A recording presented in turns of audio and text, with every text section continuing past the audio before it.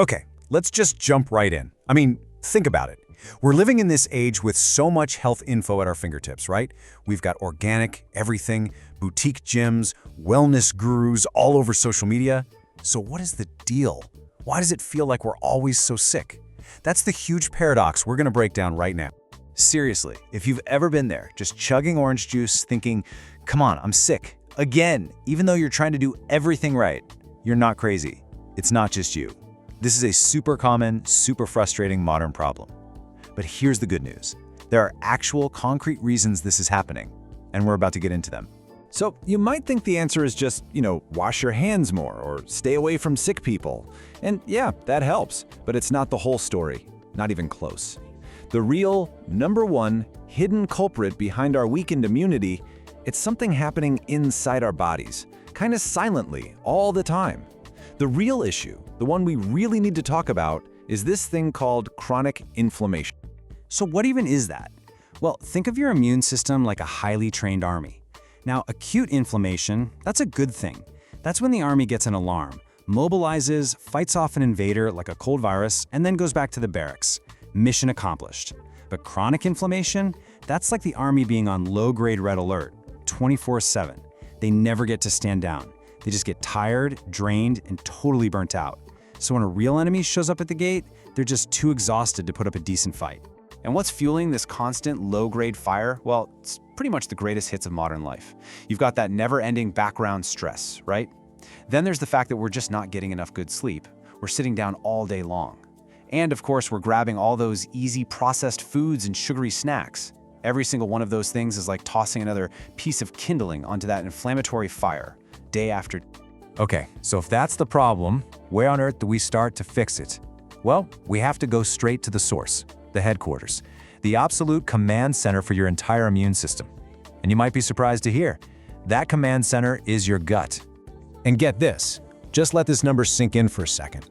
Over 70%. That is huge. We're not talking about a small piece of the puzzle here. Your gut health is your immune health, full stop. The trillions of little microbes living in there, they're basically the drill sergeants for your immune cells. So the takeaway is simple. If your gut is a mess, there is no way your immune system can be at its best. And this really breaks down the daily war that's happening inside you. On the one side, you've got the gut wreckers, things like antibiotics, tons of processed sugar that feeds the bad guys, and yep, chronic stress makes an appearance again. But on the other side, you've got the gut builders. These are your heroes. Probiotic foods like yogurt bring in fresh troops. Prebiotic foods like garlic and onions, that's the food for your good guy bacteria. And high fiber foods keep the whole environment running smooth. So it's pretty clear, right? Looking after our gut is job number one. That's the foundation. And once that foundation is solid, we can start building on top of it with what I like to call the 4 pillars of resilience. This is your game plan, your actual blueprint for taking back control and building an immune system that's tough and ready for whatever comes its way. First up, let's talk about what to cut back on. Think of these 3 as the main villains of the story. Refined sugar is a big one. It literally puts your immune cells to sleep for hours after you eat it. Then you've got processed carbs and general junk food, which do the same thing while also, you guessed it, fueling that chronic inflammation. Honestly, just cutting these out is one of the quickest wins you can get for your immune system. Okay, now for the fun part, what to add in. Let's start with zinc, which is absolutely essential for building your white blood cells. Then there's good old vitamin C, a powerhouse antioxidant that acts like a bodyguard for those cells. And protein, you can't forget protein, it's the literal building block. Your immune cells and antibodies are made from it. No protein, no army. All right, pillar number 2 is one that so many of us, myself included, tend to sacrifice: sleep. But it's just not a luxury, you guys. It's totally non-negotiable. When you're asleep, your body is doing all this critical repair work. It's producing these things called cytokines that are crucial for fighting off bugs and taming inflammation. So when you skimp on sleep, you're basically shutting down your immune system's nightly repair shop and recharge station. And there's no mystery about how much we need. The science is super clear. For most adults, we're talking about a solid 7 to 9 hours a night. Anything less than that on a regular basis, it's like you're sending your army into battle with only half its soldiers and no weapons. I'm telling you, hitting this target is one of the most powerful things you can do for your health, period. Pillar number 3 is all about movement. Here's a cool fact. Your immune cells travel around your body in something called the lymphatic system. But unlike your blood, which has the heart to pump it, this system has no pump.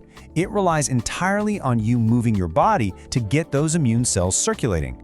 So if you sit all day, your immune patrol is basically stuck in traffic. That's why a simple target like 10,000 steps is so great. It keeps your immune cells on the move, looking for trouble. And on top of that, movement itself is a fantastic way to fight inflammation.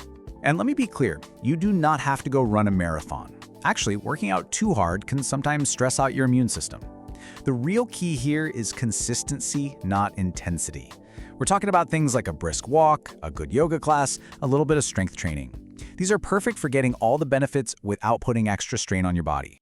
And that brings us to our final pillar, vitamin D.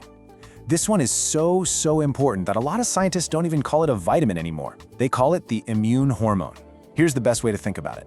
Vitamin D is the ignition key for your most important immune cells.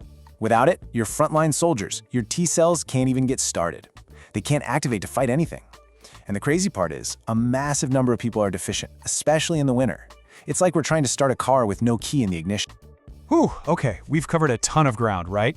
We've identified the bad guy, chronic inflammation, and we've laid out our 4 pillars of resilience. So now for the best part. Let's wrap this all up into a super simple plan that you can put into action, like today. Here it is, your 7-day immunity reset. And listen, this is not about being perfect, okay? It's about being consistent. So for just 1 week, try this. Ditch the processed sugar and junk food. Add in 1 probiotic food every day, a yogurt, some kefir, whatever works for you. Make those 7 to 9 hours of sleep a non-negotiable. Get out for a 30-minute walk, and try to get just 15 minutes of morning sunlight. Each one of these steps builds on the others to start dialing down that inflammation and building you back up. So really, if you remember just one thing from all of this, let it be this. The whole idea of boosting your immunity with some magic pill or potion, it's just not real. True, rock-solid immune health isn't about a quick fix. It's about the slow and steady work of rebuilding your foundation, one good habit at a time. So as we wrap up, I just want to leave you with this question. I know this can feel like a lot all at once, but you absolutely do not have to do it all tomorrow. Just think about those 4 pillars: food, sleep, movement, and getting some sun. Which one of those feels like the easiest starting point for you? What's the one small step you can take? What's the first pillar you're going to start rebuilding?